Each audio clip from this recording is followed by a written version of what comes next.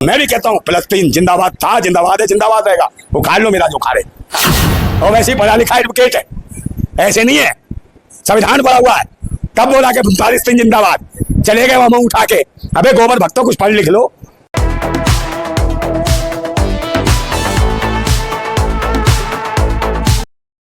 और जहाँ ओवैसी साहब का घर है वहीं पे हेडक्वार्टर है दिल्ली पुलिस का, समझे। वो कह रहे हमसे चूक। अबे चूक कैसे हो गई बे? कल आके कोई बम फेंक जाएगा, ओवैसी को उड़ा जाएगा, फिर कहना चूक हो गई है। बेशर्मा, मर जाओ डूब के।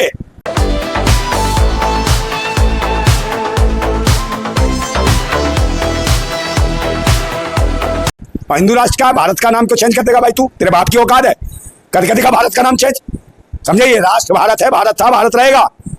हिंदू राष्ट्र तेरे बाप का राष्ट्र क्या है? कि संविधान में लिखा है हिंदू राष्ट्र।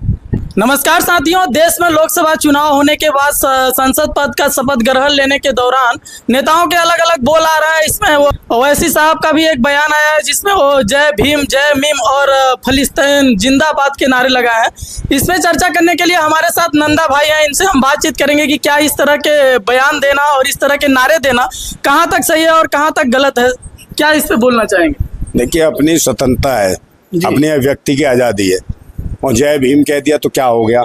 कह दिया तो कह दिया, समझे। जय भीम कह दिया तो क्या अपनी पार्टी की जिंदाबाद कर रहा? क्या आदमी, क्या टेंशन है?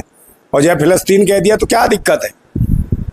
जय भीम और जय मीम फिलिस्तीन जिंदाबाद, इसके बीच में भारत जिंदाबाद या हिंदुस्तान जिंदाबाद उन्होंने नहीं लगाया। तेलंगाना कहाँ है? तेलंगाना कहाँ है? नहीं, उन्होंने तेलंगाना को। हाँ, तो भारत के अंदर ही तो है जी। हाँ, तो तेलंगाना जिंदाबाद बोला ना, तो भारत जिंदाबाद हो गई है। तो वही तो अनपढ़ लोग हैं इसका जो विरोध कर रहे हैं, जिन्होंने संविधान को जानकारी नहीं है संविधान की, और उसके खिलाफ विरोध नहीं कर रहे जो कह रहा है हिंदू राष्ट्र, जय हिंदू राष्ट्र। अबे हिंदू राष्ट्र क्या है ये बता, उससे पूछो। हिंदू राष्ट्र का विरोध होना चाहिए। कल आज ये हिंदू राष्ट्र जिंदाबाद, कल खालिस्तान जिंदाबाद करेंगे, कल या दूसरे जाके इंग्लिस्तान जिंदाबाद करेंगे, को कहेगा इस्लामिस्तान जिंदाबाद। तो यही तो चाहते, कंट्रोवर्सी है, समझे। यही इसी पे तो चलाना चाहते हैं। और हिंदू राष्ट्र का, भारत का नाम क्यों चेंज कर देगा भाई तू? तेरे बाप की औकात है? कर देगा भारत का नाम चेंज, समझे। ये राष्ट्र भारत है, भारत था, भारत रहेगा। हिंदू राष्ट्र तेरे बाप का राष्ट्र क्या है? राष्ट्र कि संविधान में लिखा है हिंदू राष्ट्र। ये आतंकवादी है जिसने कहा हिंदू राष्ट्र, वो आतंकवादी जिसने कहा जाए हिंदू राष्ट्र। इस आतंकवादी के खिलाफ तुरंत मुकदमा बनना चाहिए और इसको निलंबित करो उसके संसद सदस्यता से। दोबारा चुनाव हो बरेली से, उसे चुनाव लड़ने की बिल्कुल बंद किया जाए, आजीवन चुनाव न लड़ने प्रतिबंध लगा उसके ऊपर। जब से देश में आतंकवाद मचा रहा है।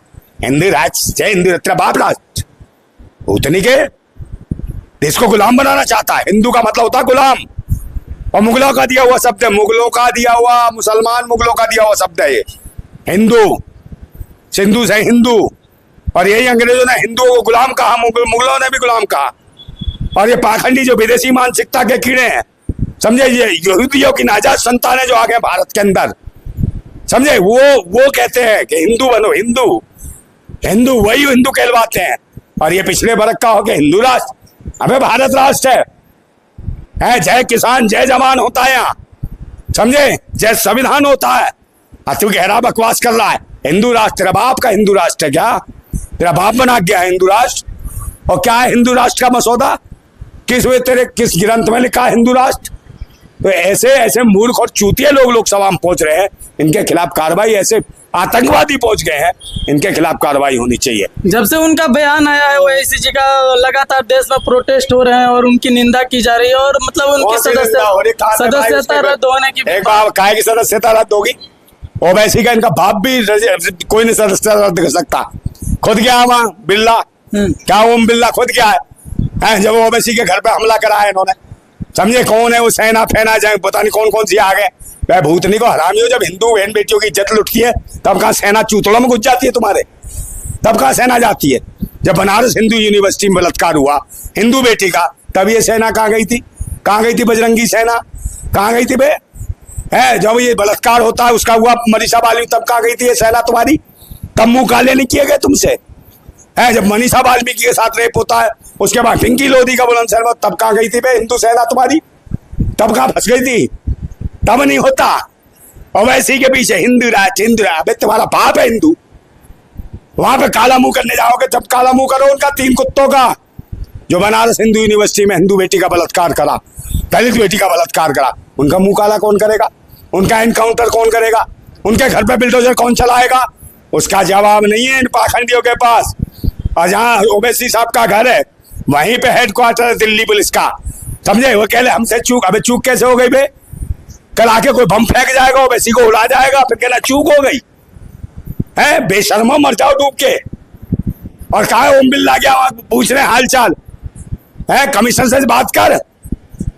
और म्यूट कर देते हैं माइक को जब विपक्ष बोलता है तो। नीट पे आवाज उठाते हैं, नीट की परीक्षाओं पे आवाज उठाते हैं कि भाई निलंबित कर, दोबारा परीक्षाएं होनी चाहिए, मगर वहां माइक म्यूट कर दिया जाता है। इसका मतलब ओम बिरला और सरकार, जो मोदी सरकार, पैसा लेके घूस खा के इन लोगों ने ही नीट की परीक्षाएं लीक कराई। सबसे बड़े घूसखोर ये है, भ्रष्टाचारी हैं। ये सरकार भ्रष्टाचारियों की है। ये खुद आतंकी है जो हिंदू राष्ट्र का नारा लगवाते हैं सदन के अंदर, जय हिंदू राष्ट्र, जो जय इस्लाम की कहता है, जो जय खालिस्तान कहता है, और जो जय हिंदू राष्ट्र कहता है। सब आतंकवादी है जिस तरीके की भाषा बोल रहे हैं। ये भारत राष्ट्र, भारत रहेगा और भारत ही रहेगा हमेशा। भारत को बदलने की जरूरत ना करें। हम कहते हैं जिंदाबाद किसान, जिंदाबाद जवान और जिंदाबाद संविधान। और मैं भी कहता हूँ फिलिस्तीन जिंदाबाद था, जिंदाबाद है, जिंदाबाद रहेगा। उखाड़ लो मेरा जो उखाड़े, समझ गए? फिलिस्तीन जिंदाबाद करने में क्या है? हमारा मित्र देश है, भारत का मित्र देश है। देश के जितने प्रधानमंत्री रहे सबने फिलिस्तीन का समर्थन करा, तो जिंदाबाद कहने में क्या हो गया? पहले संविधान पढ़ो, अंधभक्त तो चूतियो। पहले पढ़ लो संविधान, तब ओवैसी के खिलाफ करना। ओवैसी पढ़ा लिखा एडवोकेट है, ऐसे नहीं है। संविधान पढ़ा हुआ है, तब बोला कि फिलिस्तीन जिंदाबाद। चले गए वहां मुंह उठा के। अबे गोबर भक्तों, कुछ पढ़ लिख लो। है कहीं स्कूल वगैरह जाते तो कुछ ध्यान होता तुम्हारा, तब तो राष्ट्र के लिए कुछ कर पाते। बेशर्मो, मर जाओगे। तुम्हारा काम ही है नारे लगाना, चिल्लाना, स्याही फेंकना और खटे हुए कच्चे पहनना। तुम्हारी औकात इतनी है। और जबकि जो हिंदू राष्ट्र के जो तुम्हारे प्रोदा बन रहे, इनके बच्चे विदेशों में पढ़ रहे हैं और तुम ऐसे घूमना आवारा, समझे? गोबर खा के पेट भरना हो, अंधभक्तो, समझे? मैं फिर कह रहा हूं कि भारत जिंदाबाद था, जिंदाबाद है और जिंदाबाद रहेगा। फिलिस्तीन जिंदाबाद, फिलिस्तीन जिंदाबाद, फिलिस्तीन जिंदाबाद, ओवैसी जिंदाबाद, ओवैसी जिंदाबाद, जिंदाबाद।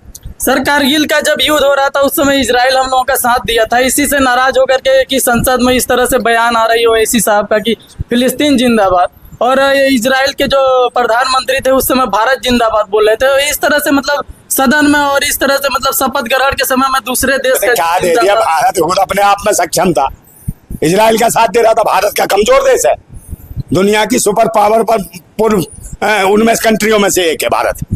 इजराइल का समर्थन करेगा तो पाकिस्तान के खिलाफ समर्थन करेगा। पाकिस्तान की औकात है भारत के सामने खड़ा होने की। ये तो राजनीति कर रहे हैं पाकिस्तान और इजराइल। ये यहूदियों की नाजायज संतान है भाजपा वाले, उनकी मानसिकता की नाजायज संतान है। ऐसा ही हालत कर रखी है जैसे फिलिस्तीनियों की वहां पर कर रखी है उन्होंने, इजरायलियों ने। उसी प्रकार से भारत के अंदर मूल निवासियों की जो ओरिजिनल भारतवासी हैं उनके साथ विदेशी मानसिकता के नाजायज कीड़े जो धर्म के नाम पे भारतवासियों को जो बर्बाद कर रहे हैं, उनके अधिकार छीन रहे हैं।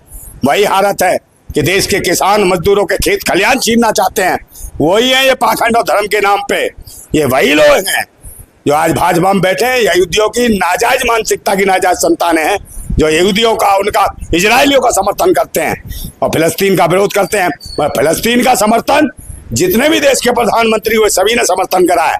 तो इसलिए हमारा मित्र देश है, हम 1000 बार जिंदाबाद करेंगे। फिलिस्तीन जिंदाबाद, फिलिस्तीन जिंदाबाद, फिलिस्तीन जिंदाबाद। सर, आखिरी सवाल है कि जहाँ पे देश की समस्याओं के ऊपर बात होनी चाहिए, जहाँ पे देश के जो तमाम तरह की समस्या उनके ऊपर बात न करके अनेक तरह के मतलब नेताओं के बोल, कोई फिल्मों का प्रचार कर रहा है, कहीं माइक म्यूट हो जा रहा है और कोई जिंदाबाद बोल रहा है, इस पे आपका क्या?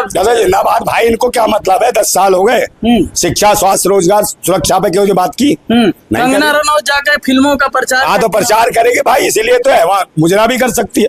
मोदी तो मुजरा देखना चाहते हैं, वो लगा के बैठेंगे गजरा, ये करेगी मुजरा, समझे? अब पहना के बहनेगी घाघरा, घूम जाएगी, सारे खुश हो जाएंगे, थपथपाएंगे टबले। ये लोकतंत्र की परिभाषा बदलेंगे, ऐसी परिभाषा बनाएंगे भारत के संविधान की, तो संविधान का मजाक उड़ाने वाले बैठ के कीड़े मकोड़े, इनके खिलाफ आवाज बुलंद करनी चाहिए। और कोई विपक्षी नेता अगर बोलता है तो उसका माइक म्यूट कर दिया जाता है और ये कहा जाता है कि भाई मैंने नहीं किया, मेरे पास बटन नहीं है, तो बटन कहाँ है? इसकी जांच कौन करेगा? ED, CBI? ये बटन है कहाँ? क्या नरेंद्र मोदी के डेस्क के नीचे है? क्या गृह मंत्री के डेस्क के नीचे है, जहां बैठते हैं लोकसभा में? उनके नीचे है। प्रधानमंत्री जी चाहते हैं तो उसका माइक चलेगा, जिसका नहीं चाहते उसका बंद कर देंगे प्रधानमंत्री जी। तो माइक जब ओम बिरला कहता है कि मेरे पास नहीं है इसका बटन, तो इसका बटन है कहाँ लोकसभा में? ये भी एक जांच का विषय है। इसका मतलब तानाशाह सरकार के साथ साथ एक गुलाम, भारतीय जनता पार्टी का एक गुलाम स्पीकर चुना गया है, जो ओम बिरला के रूप में ये गुलाम है। और इस देश को भी गुलाम, हिंदू, जय हिंदू राष्ट्र, हिंदू का मतलब होता है गुलाम, इस देश के लोगों को गुलाम राष्ट्र बनाना चाहता है। इसका हम विरोध करते हैं। भारत जिंदाबाद था, जिंदाबाद रहेगा और जिंदाबाद भारत। तो आप देख सकते हैं कि लगातार ओवैसी के बयान के बाद नंदा भाई फौजी भी उनके समर्थन में है, कह रहे हैं कि मतलब ये संविधान के विरुद्ध नहीं, संविधान के मतलब दायरे में है। आपका क्या राय है? कमेंट करके जरूर बताइएगा। तब तक के लिए विदा लेते हैं। जय हिंद।